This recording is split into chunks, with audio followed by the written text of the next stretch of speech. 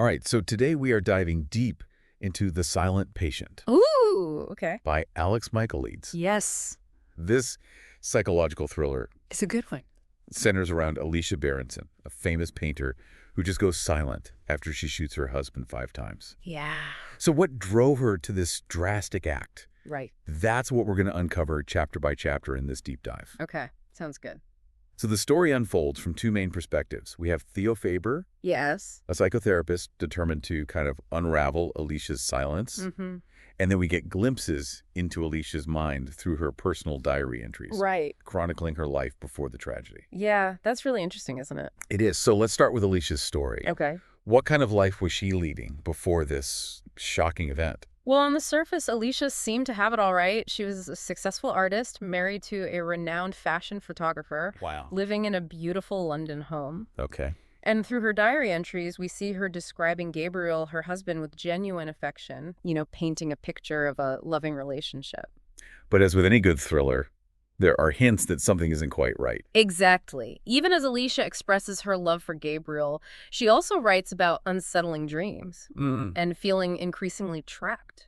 She describes a growing anxiety, the sense of unease that she can't quite place. And her art, specifically her self-portraits, become her outlet, a way to express the emotions she keeps bottled up. So we have this seemingly perfect life juxtaposed with this growing sense of unease and internal conflict. Yes, and that duality makes the murder all the more shocking. Yeah. The scene in the police encounter is chilling. I bet. Alicia standing amidst the chaos holding the gun, Oh, wow. but completely mute. Completely silent. She's immediately deemed guilty and committed to the Grove, a psychiatric facility where she remains silent, refusing to speak to anyone. And this is where Theo Faber enters the picture. Yes. Right. He's drawn to Alicia's case, almost obsessed with it. Theo becomes fixated on breaking through Alicia's silence. He believes her silence holds the key to understanding not just her story, but also something profound about the human psyche. Wow. He leaves a secure job to work at the Grove, specifically to treat Alicia.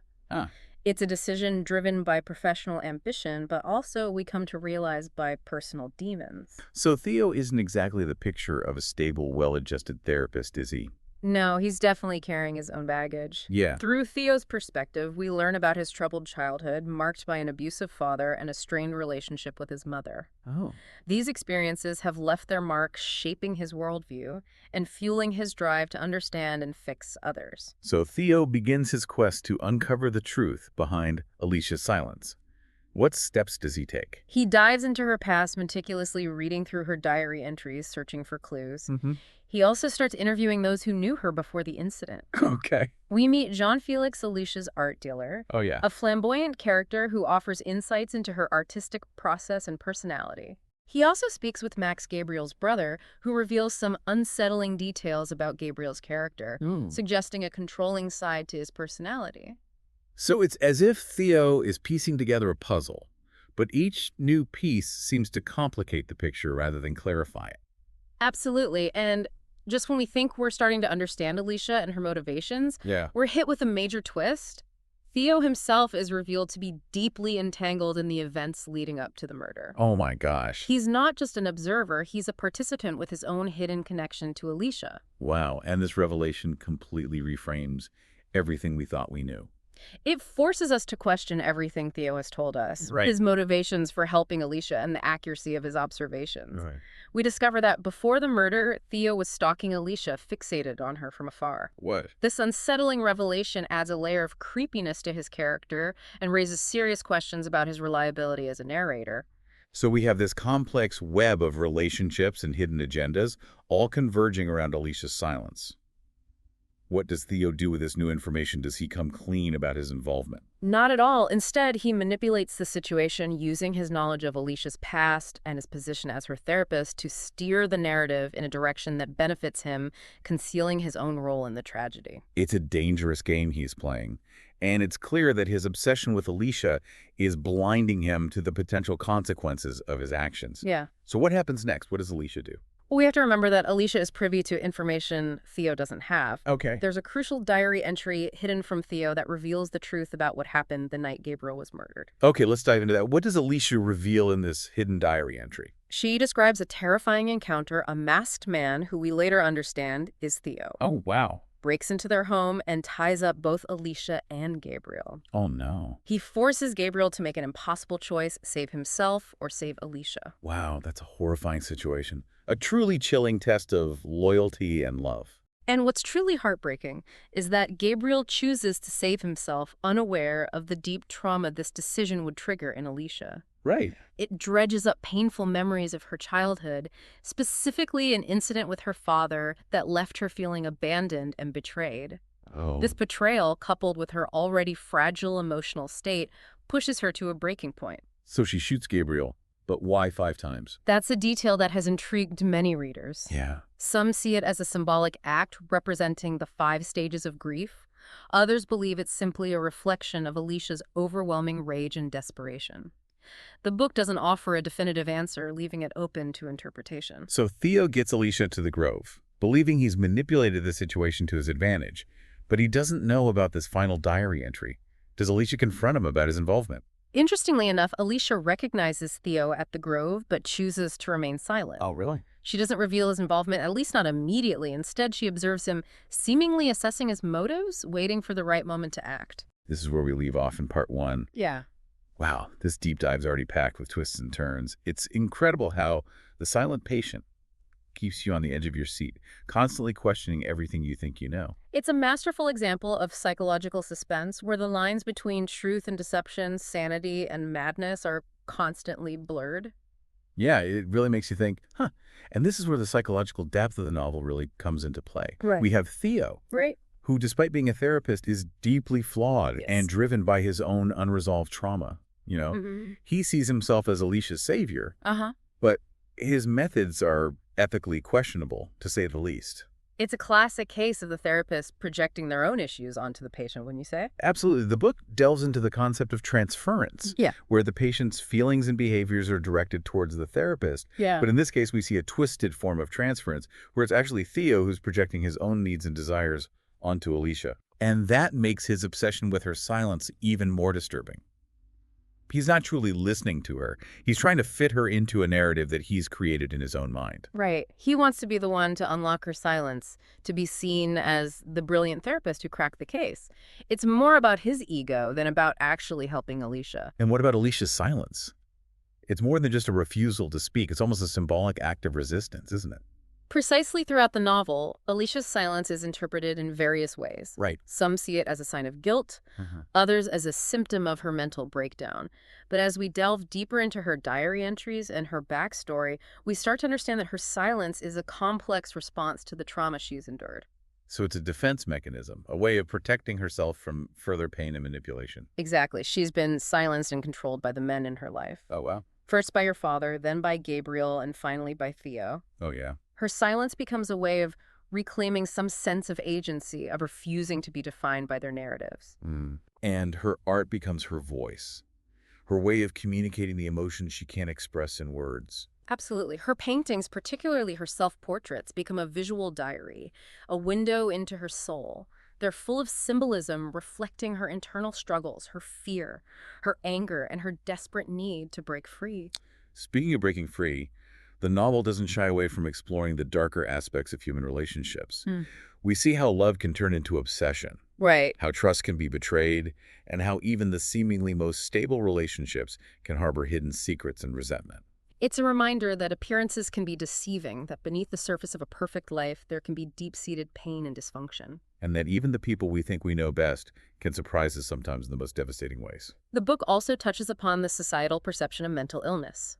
Alicia is quickly labeled as mad and institutionalized. Right. Her silence is seen as confirmation of her guilt and her instability. It's a stark reminder of the stigma surrounding mental health and how easily individuals, particularly women, can be dismissed and silenced when they don't fit into societal expectations. Her silence becomes a kind of prison. Yeah. But it's a prison she's both trapped in and protected by. It's a paradox that reflects the complexities of trauma and the challenges of finding one's voice in a world that often prefers to look away from pain and suffering. So as we head into the final part of the story, we have Alicia, aware of Theo's manipulation, trapped in the grove, but with a crucial piece of evidence hidden away. What happens next? Does justice prevail? Well, the tension builds as Chief Inspector Diomedes, who has been investigating the case all along, starts to piece together the truth. Okay. He's suspicious of Theo from the start, sensing something off about his eagerness to be involved in the case. So he's not just blindly accepting Theo's version of events. No, he's a sharp, intuitive detective, and he's determined to get to the bottom of things. And as he digs deeper, he begins to see the cracks in Theo's carefully constructed facade. And what about Alicia? Does she remain silent, or does she finally decide to speak up? Remember that hidden diary entry that becomes a key piece of evidence? It falls into the hands of Chief Inspector Diomedes, revealing Theo's involvement and exposing his web of lies. This discovery leads to a dramatic confrontation, forcing Theo to face the consequences of his actions. This is where the psychological suspense reaches its peak. We know the truth, but how will it come out? It's a tense, nail-biting climax that forces all the characters to confront their deepest fears and secrets. The truth is finally revealed, but not without a sense of tragedy and loss. I can't wait to hear how it all unfolds in the final part of our deep dive. This book has been a roller coaster ride of twists, turns, and psychological insights. The Silent Patient isn't just a thriller. It's a study of human nature, an exploration of the dark side of love and obsession, and a reminder of the enduring power of silence. So we're in the final act of The Silent Patient. The truth is about to come out. What happens when Theo is confronted with the evidence? Well, it's not a straightforward confession. Theo, true to his manipulative nature, tries to deflect blame and justify his actions. He claims he never intended for Alicia to harm Gabriel, that his goal was to help her confront her trauma. But his actions speak louder than words, don't they? I mean, he orchestrated this entire situation. He put both Alicia and Gabriel in danger. Exactly. And Chief Inspector Diomedes sees through Theo's facade, He's collected enough evidence to expose Theo's lies and his disturbing obsession with Alicia. So what happens to Theo? Does he face any legal consequences for his actions? The book leaves that somewhat ambiguous. We know that he's arrested and his career's ruined, but the exact legal outcome is left open to interpretation. It's almost as if the author wants us to consider the complexities of justice and punishment. I mean, Theo's actions were undeniably harmful, but he was also a product of his own trauma. He was a deeply troubled individual. Right, and that's one of the things that makes The Silent Patient so thought-provoking. It doesn't offer easy answers or neat resolutions, It leaves us grappling with these questions about morality, responsibility, and the lasting impact of trauma. And what about Alicia? What happens to her after the truth is revealed? Well, there's a bittersweet element to her fate. While the truth comes out and Theo is exposed, Alicia remains in a coma. She's physically present, but unable to communicate or engage with the world around her. It's almost a cruel irony, isn't it? She finally breaks free from the silence that has imprisoned her, but she's still trapped in a different kind of silence. It's a haunting ending that reflects the lasting impact of trauma. Even though Theo is out of the picture, Alicia is still grappling with the aftermath of his manipulation and the trauma of Gabriel's death. So The Silent Patient ends not with a sense of closure, but with a sense of lingering unease. We're left wondering about Alicia's future, about whether she'll ever fully recover from her trauma. Right. It's a reminder that healing from trauma is a complex and often lengthy process. It's not a linear journey, and there are no guarantees of a happy ending. But there's also a sense of hope, isn't there? Alicia's final diary entry, the one that exposes Theo, is a testament to her resilience, her determination to break free from silence and reclaim her voice. Absolutely. Even in her silence, she found a way to fight back, to ensure that the truth was revealed. It's a powerful message about the strength of the human spirit, the will to survive, and the importance of speaking out against injustice, even when it seems impossible. This has been a fascinating deep dive into The Silent Patient. It's a book that's both thrilling and thought-provoking, leaving you with more questions than answers. It's a story that stays with you long after you finish the last page, prompting you to reflect on the complexities of human relationships, the power of silence, and the enduring impact of trauma. If you enjoy psychological thrillers with a touch of depth and aren't afraid of a little ambiguity, The Silent Patient is definitely a must-read. I know I'll be thinking about this one for a while. Thanks for joining us on this deep dive.